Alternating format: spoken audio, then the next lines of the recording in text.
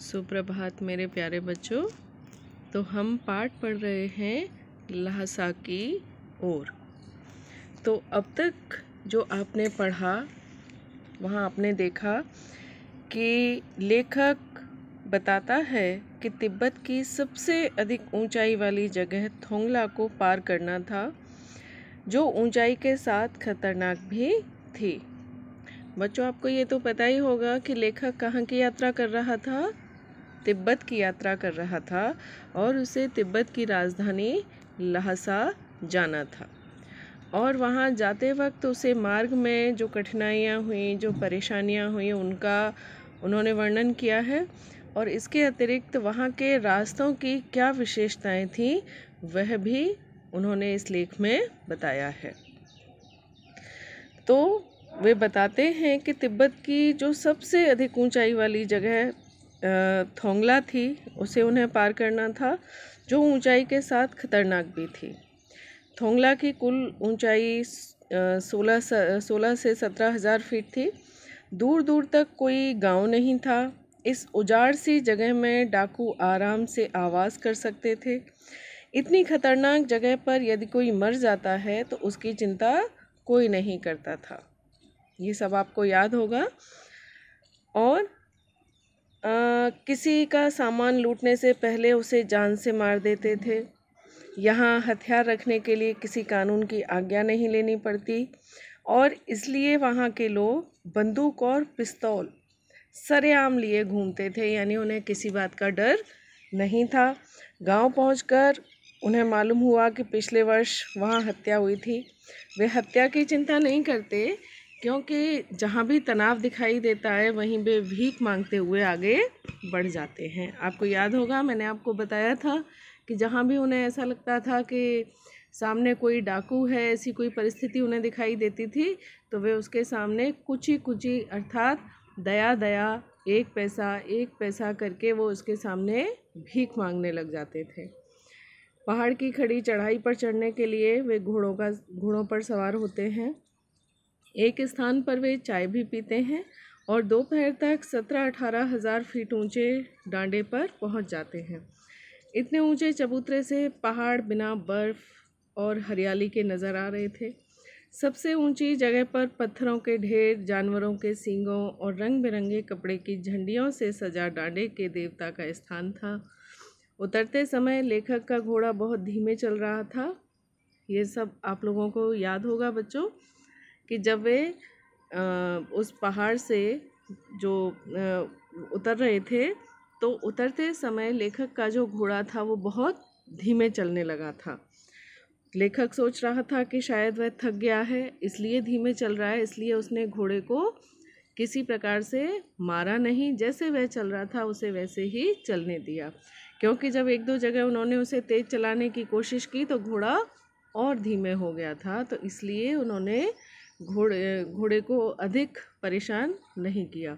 लेकिन फिर एक जगह ऐसा रास्ता आया जहाँ से दो रास्ते निकल रहे थे, तो गलती से लेखक ने गलत रास्ता चुन लिया और जब 1-1.5 मील उस पर वो चल लिया, तब उसे लगा कि शायद वह गलत रास्ते पर आ गया है।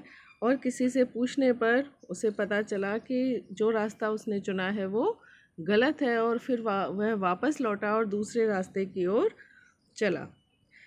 वह लगभग शाम तक गांव पहुंचा, जहां सुमति गुस्से से लाल होकर उसकी प्रतीक्षा कर रहा था। आगे लेखक बताता है कि इसमें उसकी कोई गलती नहीं है। सुमंत बहुत जल्दी ही शांत हो गया। लंगकोर में वे उचित जगह पर ठहरे, जहां उन्हें चाय, सत्तू, थुप्पा इस प्रकार के तरल पदार्थ उन्हें खाने के लिए मिले। तो अब हम आगे बढ़ते हैं। अब हम तिंगरी के विशाल मैदान में थे, जो पहाड़ों से घिरा टापू सा मालूम होता था, जिसमें दूर एक छोटी सी पहाड़ी मैदान के भीतर दिखाई पड़ती है। उसी पहाड़ी का नाम है तिंगरी समाधि गिरी। देखिए, इसमें लेखक ने एक स्थान तिंगरी समाधि गिरी का परिचय दिया है कि तिंगरी समाधि। तो लेखक ने यहाँ पर बताया है कि वे तिंगरी के विशाल मैदान में पहुँचे थे, जो चारों ओर पहाड़ों से घिरा हुआ टापू सा मालूम होता था, जिसमें दूर एक छोटी सी पहाड़ी मैदान के भीतर दिखाई पड़ती है। यानी उस जो स्थान जहाँ पर वो पहुँचे थे वह चारों ओर पहाड़ों से घिरा हुआ था, और उस मैदान में भी एक छोटी सी पहाड़ी थी। उसी पहाड़ी का नाम था तिंगरी समाधि गिरी।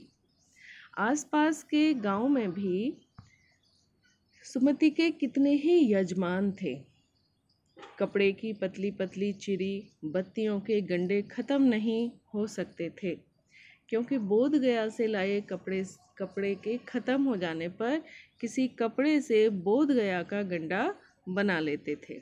यहाँ पर लेखक ने बताया है कि सुमति जो है वो एक बौद्ध भिक्षु थे, और वे जब तिब्बत जाते थे, क्योंकि तिब्बत में बौद्ध धर्म को मानने वाले लोग थे, तो जब वे वहाँ तिब्बत जाते थे तो वे बोध गया से कपड़े के गंडे बनाकर ले जाते थे।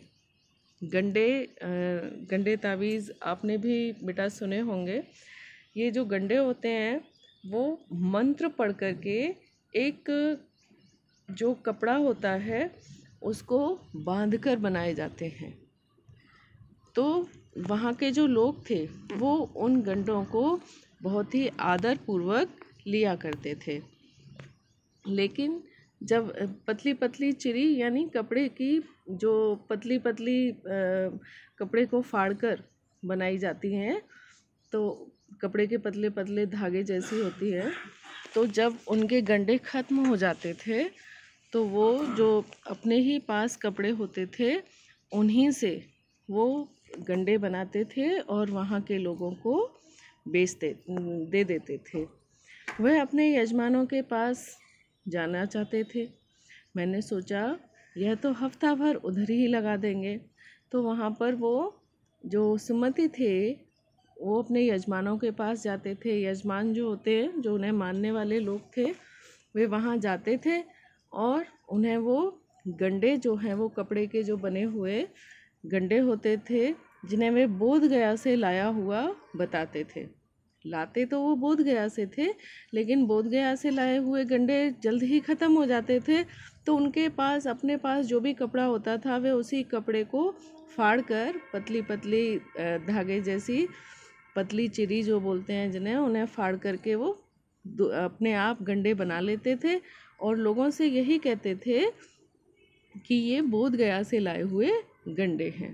अर्थात जो वहाँ के लोग थे, हम ये कह सकते हैं कि बहुत ही ज़्यादा अंधविश्वासी थे कि वे गंडे ताबीज़ आदि पर विश्वास करते थे। जो सुमति थे वो वहाँ तिंगरी समाधिगिरी पहुँचने के बाद अपने यजमानों के पास, अपने मानने वालों के पास जाना चाहते थे। लेकिन लेखक सोचता है कि अगर ये एक बार चले गए तो हफ्ता भर उधर ही लगा देंगे, अर्थात हफ्ते भर से पहले ये वापस नहीं आएंगे। मैंने उनसे कहा कि जिस गांव में ठहरना हो उसमें भले ही गंडे बांट दो, मगर आसपास के गांव में मत जाओ। सुमति क्यों गंडे बांटते थे? क्योंकि उन्हें गंडों के बदले में पैसे मिलते थे। यजमान उन्हें पैसे देते थे, दक्षिणा देते थे। तो इसलिए सुमति लोगों के जो उनके यजमान थे, जो उन्हें मानने वाले लोग थे, वो उनके पास जाते थे, उन्हें गंडे देते थे और बदले में उन्हें लोग धन देते थे दक्षिणा के रूप में। तो लेखक को तिब्बत जाना था, जल्दी से जल्दी उन्हें लासा पहुंचना था। तो वो कहते हैं कि भाई तुम अपने यजमानों के पास मत जाओ, जो अगला गांव मिले, जिस गांव में भी हम ठहरें उसमें तुम भले ही गंडे बांट दो, मगर आसपास के गांव में मत जाओ। इसके लिए तुम्हें लासा पहुंचकर रुपए दे दूंगा। लेखक कहता है कि भाई इससे जो तुम्हारा नुकसान होगा उतने रुपए मैं तुम्हें लासा पहुंचकर दे दूंगा। सुमति ने स्वीकार किया। सुमति ने लेखक की बात को मान लिया। दूसरे दिन हमने भरिया ढूंढने की कोशिश की। बेटा भरिया जो होता है वो बोलते हैं जैसे हम अपने यहाँ कुली बोल सकते हैं जो हमारा बोझा उठाते हैं, तो वैसे ही जो पहाड़ी स्थान होते हैं वहाँ भी आपने कभी वैष्णो देवी की यात्रा की हो तो वहाँ आपने देखा होगा कि सामान लेकर लोग चढ़ने वाले लोग आपको पैसे दे कर के मिल जाते हैं। तो इसी तरह के जो भार ढोने वाले लोग होते हैं उन्हें कहा जाता है भरिया। जो भार ढोने वाले, बोझा ढोने वाले, जो आपके सामान को लेकर पहाड़ी रास्तों पर चढ़ जाएं, क्योंकि पहाड़ी रास्तों पर चढ़ने की आदत हम लोगों को नहीं होती, लेकिन जो पहाड़ी इलाकों में लोग रहते हैं उन्हें पहाड़ों पर चढ़ने की आदत होती है। वे कोई भी बोझ लेकर के पहाड़ों पर आसानी से चढ़ सकते हैं, तो उन्हें कहते हैं भरिया। तो अगले दिन जब वो लोग आगे बढ़ने लगे तो उन्होंने भरिया ढूंढने की कोशिश की, भारवाहक ढूंढने की कोशिश की, लेकिन कोई न मिला। सवेरे ही चल दिए होते तो अच्छा था, लेकिन अब 10-11 बजे की धूप में चलना पड़ रहा था। लेखक सोचता है कि अच्छा होता अगर सुबह ही चल देते, लेकिन अब तो 10-11 बजे की तेज़ धूप पड़ रही थी। तिब्बत की धूप भी बड़ी कड़ी मालूम होती है। यद्यप थोड़े से भी मोटे कपड़े से सिर को ढांक लें तो गर्मी खत्म हो जाती है। लेखक यहाँ पर कहता है कि तिब्बत की जो धूप होती है वो बहुत तेज़ होती है। हालांकि अगर आप थोड़े मोटे कपड़े से सर को ढक लोगे तो गर्मी खत्म भी हो जाएगी। आप 2 बजे सूरज की ओर मुँह करके चल रहे हैं। ललाट धूप से जल रहा है। ललाट कहते हैं माथे को। अगर आप 2 बजे सूरज की ओर मुँह करके चल रहे हैं और आपका माथा धूप से जल रहा है और पीछे का कंधा बर्फ़ हो रहा है। देखिए यहाँ पर बिल्कुल दोनों ही चीज़ें जो बताई गई हैं वो एक दूसरे के विरुद्ध हैं, कि अगर आप सूरज की ओर मुँह करके चल रहे हो तो धूप जो है वहाँ की इतनी तेज़ है कि जिससे आपका माथा जलने लगेगा, लेकिन आपके पीछे का जो कंधा है वो बर्फ़ हो रहा होगा, यानी वो बहुत ही ठंडा हो रहा होगा। अर्थात जिस स्थान पर धूप नहीं लगेगी वो स्थान बहुत ठंडा होगा। फिर हमने पीठ पर अपनी अपनी चीज़ें लादी, डंडा हाथ में लिया और चल पड़े, क्योंकि उन्हें कोई भरिया, कोई भारवाहक नहीं मिला था। इसलिए उन्होंने अपने सामान को अपनी पीठ पर लादा और डंडा हाथ में लेकर वे आगे के लिए चल पड़े।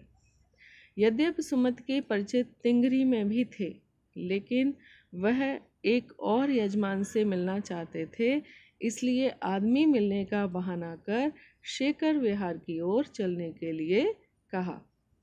ये यहाँ पर लेखक ने बताया है कि सुमत के जो परिचित लोग थे, जान पहचान के लोग थे, वो तिंगरी में भी थे, लेकिन वे एक और यजमान से मिलना चाहते थे, तो इसलिए उन्होंने वहाँ पर आदमी मिलने का बहाना किया और वे शेखर विहार नामक स्थान की ओर उन्होंने शेखर विहार स्थान की ओर चलने के लिए कहा।